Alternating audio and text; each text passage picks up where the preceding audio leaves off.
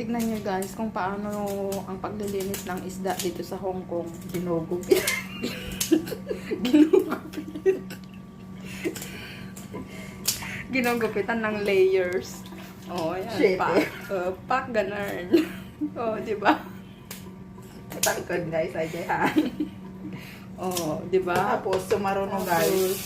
Ay, toy. Ibras tayo. Tanadik. Dito lang yan guys. Sa Hong Kong. Dito lang binabrush ang mga isda. Pinutod-brush niya para matanggal yung mga tartar. So, ganyan, kailangan i-cleanin. Kailangan tanadik yun. Ay, Kailangan kasi ganyan dito sa Hong Kong guys. Kailangan mo lang matirang mga bloody sa loob ng isda. Ayan, ganyan. So, dinidemo niya kung paano maglinis ng isda. Ayan, panoorin niyo.